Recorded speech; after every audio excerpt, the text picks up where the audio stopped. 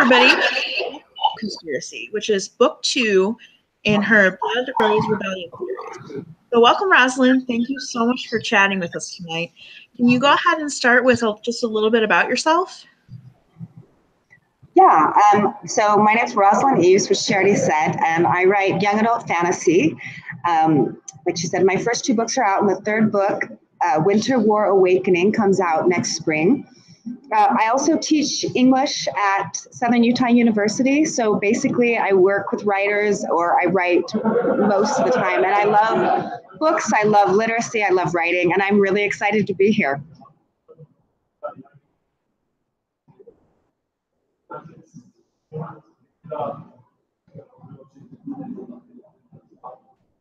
Okay, so you can go ahead and get started with your first question.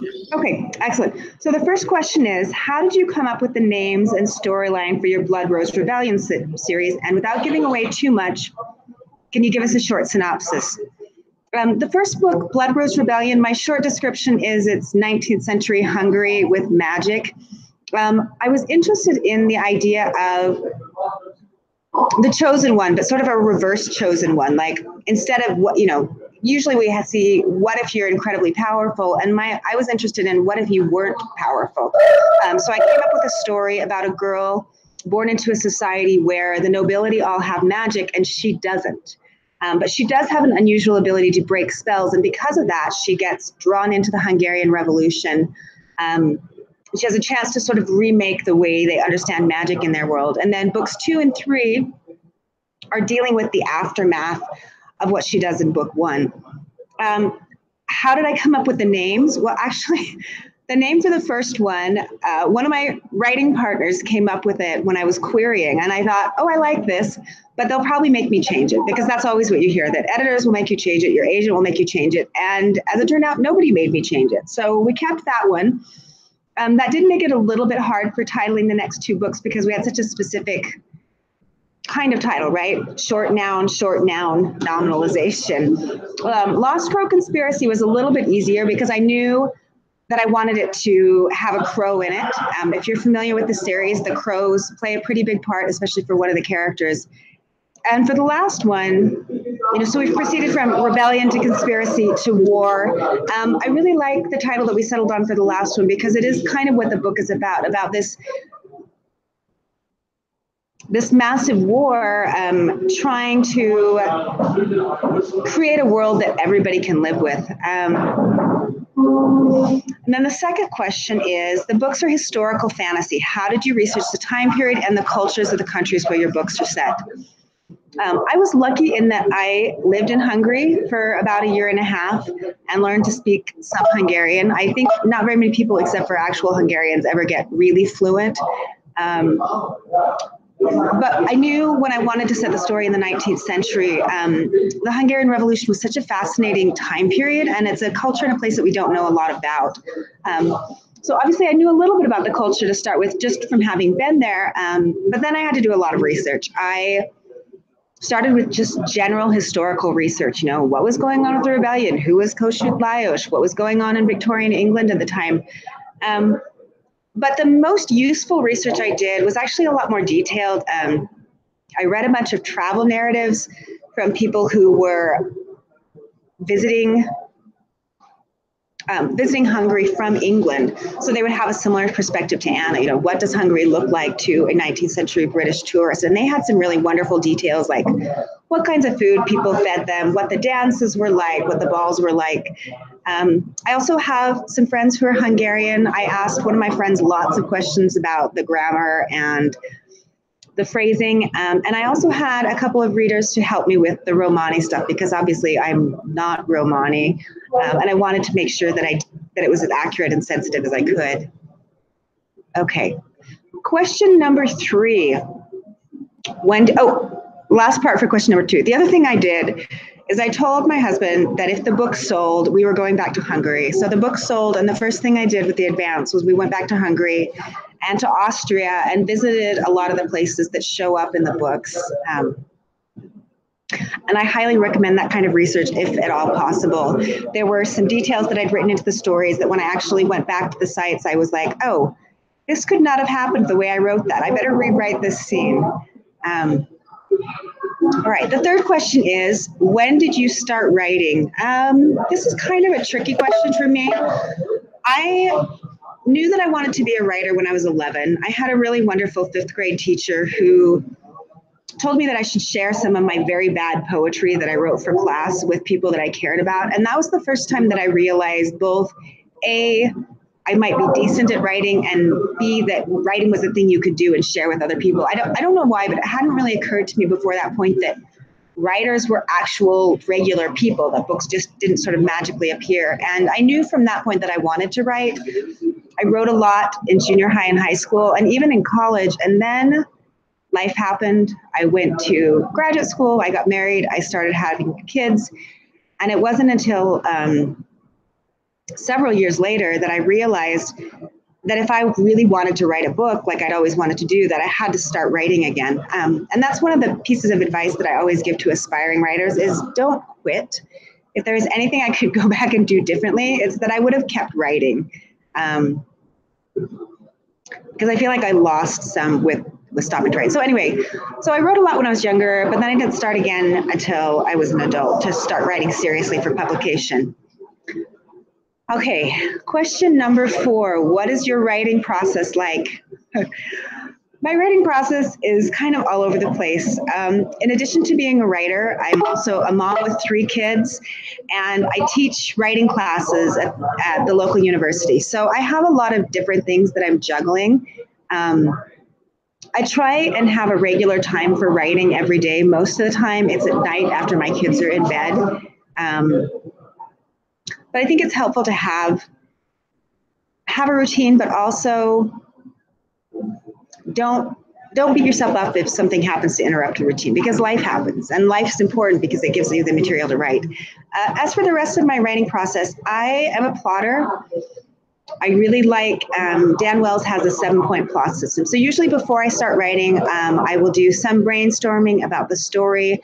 I usually know the major points of the story. And I also, because my books are historical fantasy, I also do a lot of research before I start writing. So right now I'm about 60 pages into a new project.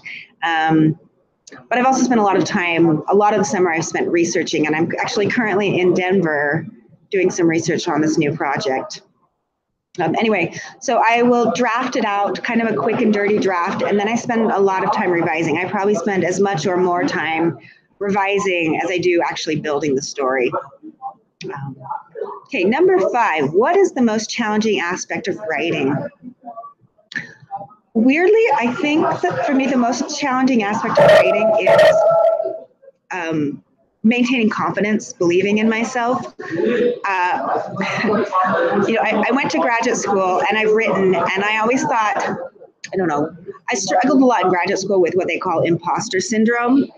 And as a writer, I find I have a lot of that too. It's really easy to kind of look for outside markers, like, do other people like my book? Do I have an agent? Do I have an editor? And I always thought, once I got an agent, once I got an editor, then of course I would be confident, because that would be some sort of outside verification that my writing is good. And in fact, it didn't work that way. And some of my self-doubts were actually worse after I got a publishing deal, because then I felt like, well, of course I'm a fraud, and now everybody's going to know that. So for me, shutting out those voices and that internal critic long enough to write is actually the hardest part of writing. I tend to enjoy plotting. Drafting sometimes feels like pulling teeth, but there's sort of a weird satisfaction in seeing the story grow. And I like revising. I like seeing things get pretty, but that need to constantly believe in yourself is a hard thing about writing. And I think it's one of the reasons why writers need other people. They need other readers. They need other writers, because it can be really hard to maintain that faith all of the time. All right, question number 6. There are audio versions of the books. Did I have any involvement in the production, and do I listen to the recordings? Yes, there are audio versions, and they are wonderful. If you like audiobooks, I highly recommend both of the readers. Steve West and Fiona Hardingham are both amazing. They worked together on Maggie Stiefvater's Scorpio races, if you read that. So but my involvement was, the extent of my involvement was my editor saying, here are some readers that we're considering, what do you think of them? And weirdly, When they asked me about the first book, I was actually listening to a book that Fiona Hardingham was reading. So that was kind of a no-brainer. Of course, I wanted her to do it because she's an amazing reader. And weirdly, the same thing happened with the second book. I was listening to Strange the Dreamer, actually, which is read by Steve West, when they asked, hey, what do you think about this guy as the second reader for book 2? Anyway, maybe that's my new superpower, that if I'm listening to a book, they'll ask me if I want that reader.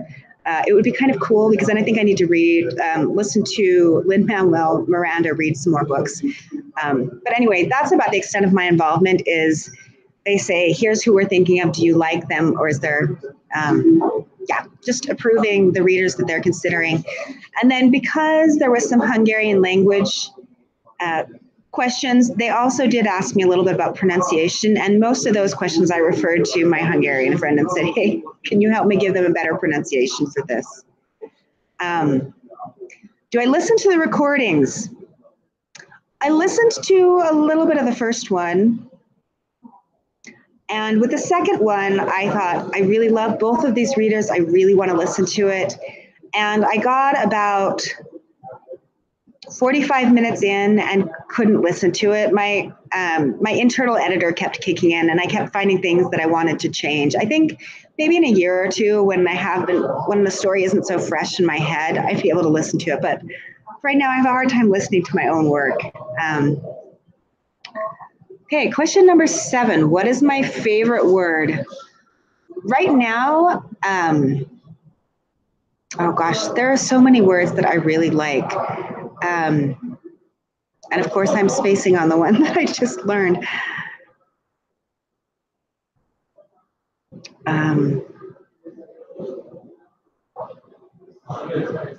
Okay, yes, I just remember.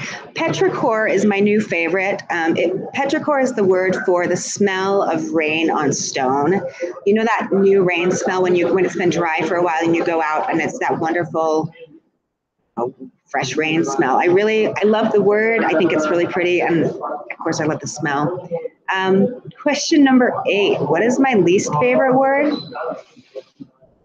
I know it's kind of cliche because lots of people hate it, but I really don't like the word moist.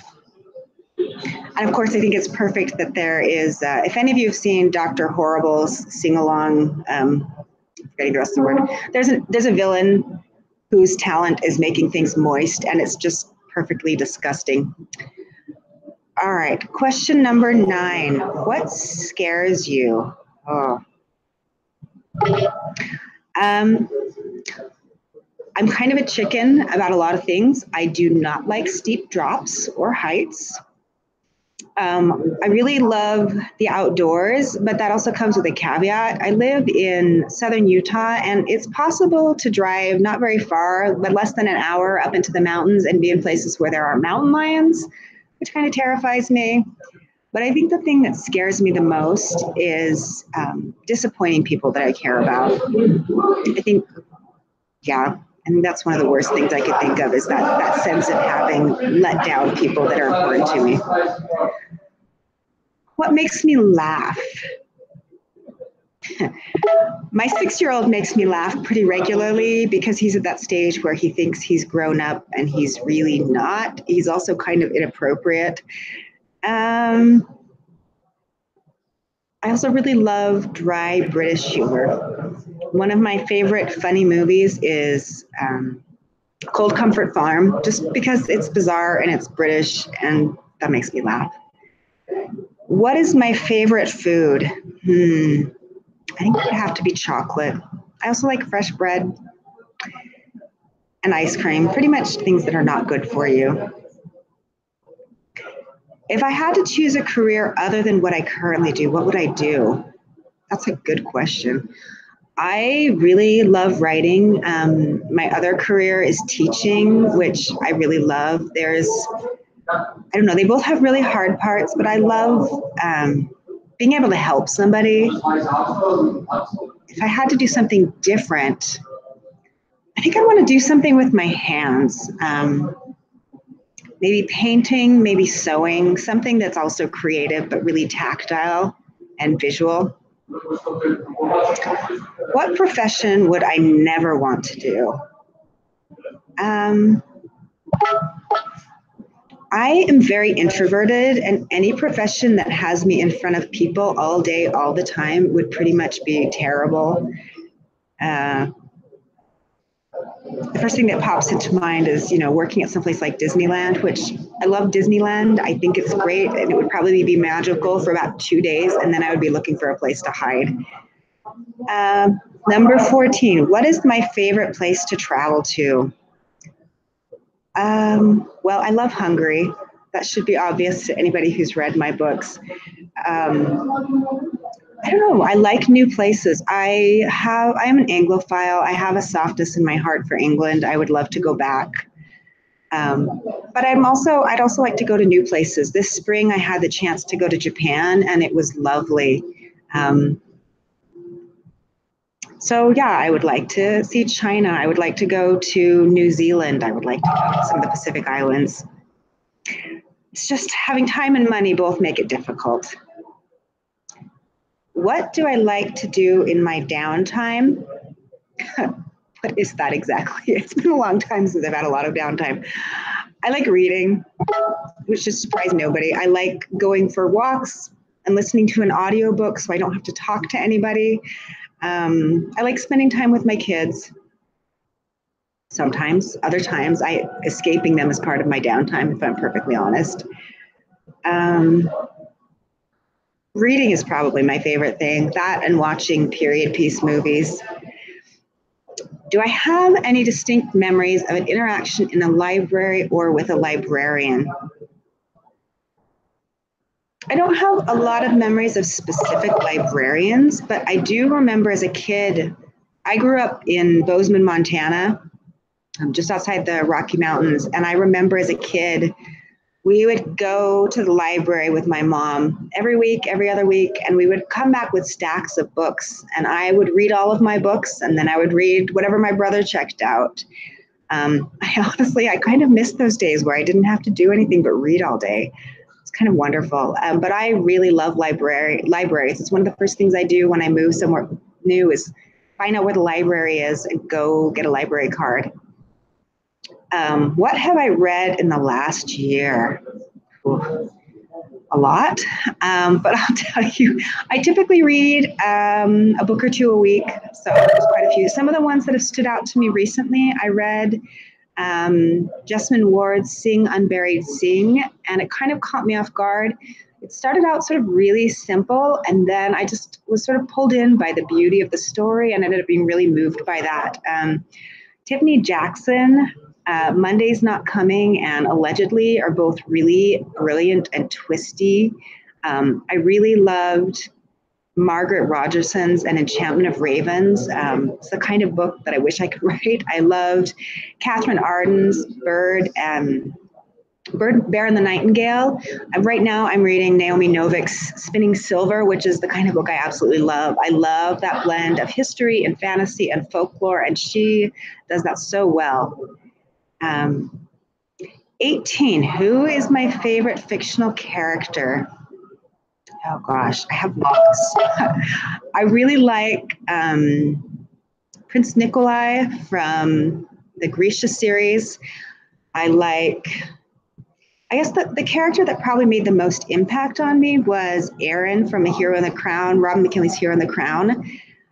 Partly because she was a redhead, and so I identified with that, but mostly because she was the first female heroine that I read who carried a fantasy story. And I don't think I realized before that girls could be the hero. And that changed what I read. It changed what I wrote, right? And so I'd have to say that she is definitely one of my favorites.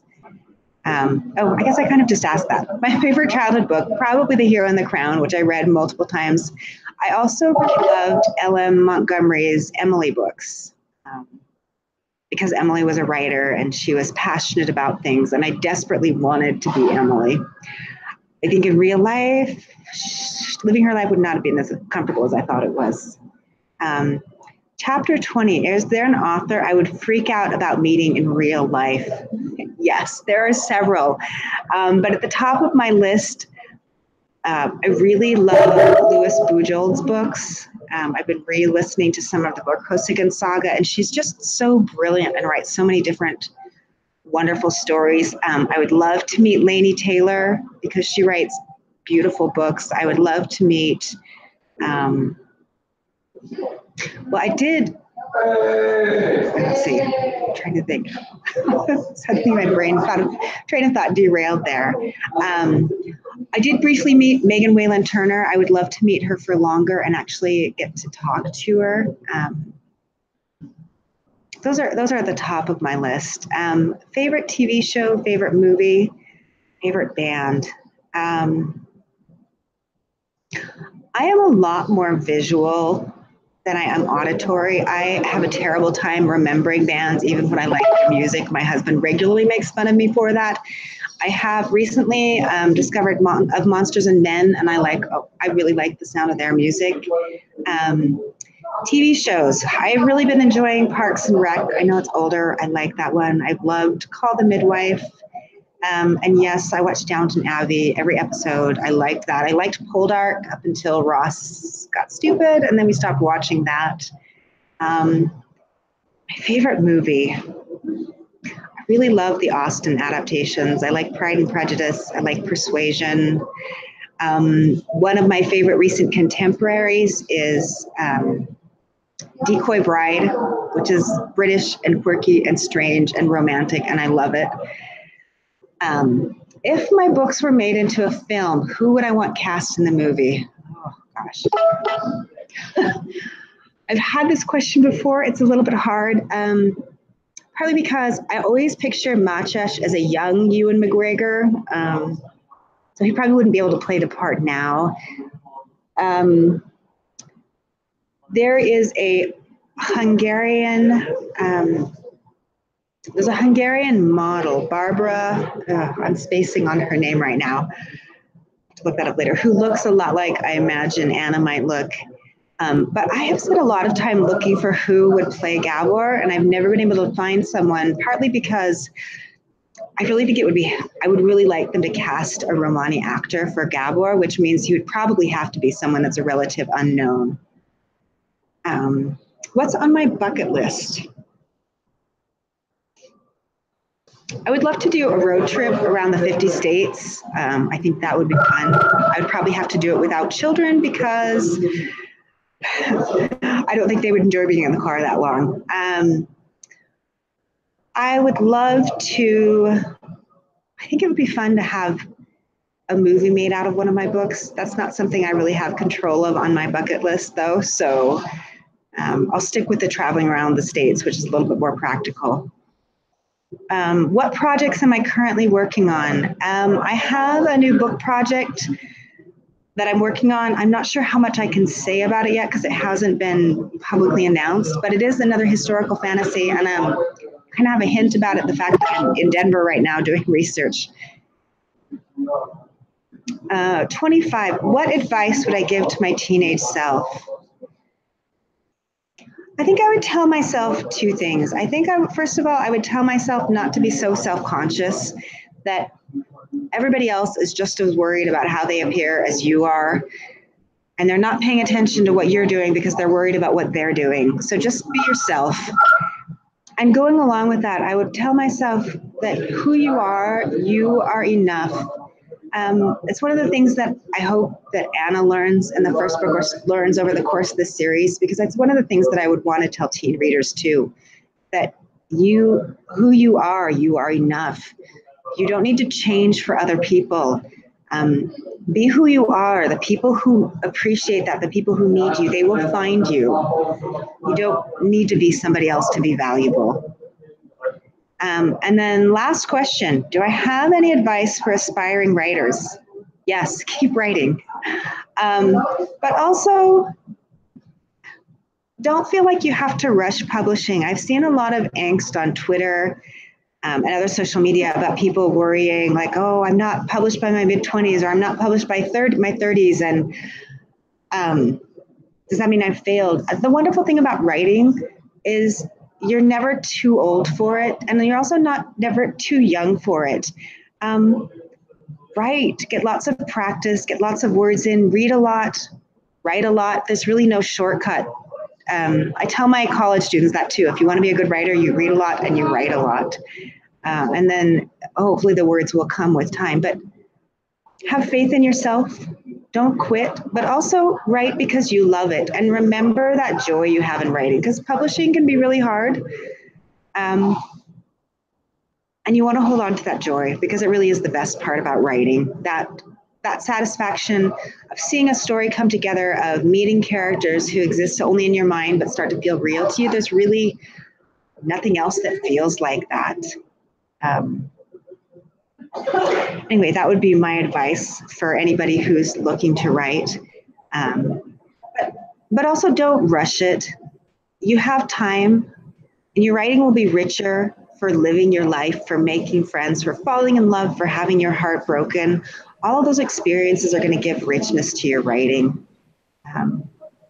And you don't need to rush it. Publishing will still be there when you're ready for it.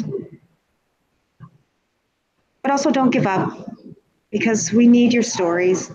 You need your stories, and there are other people out there who need your stories too.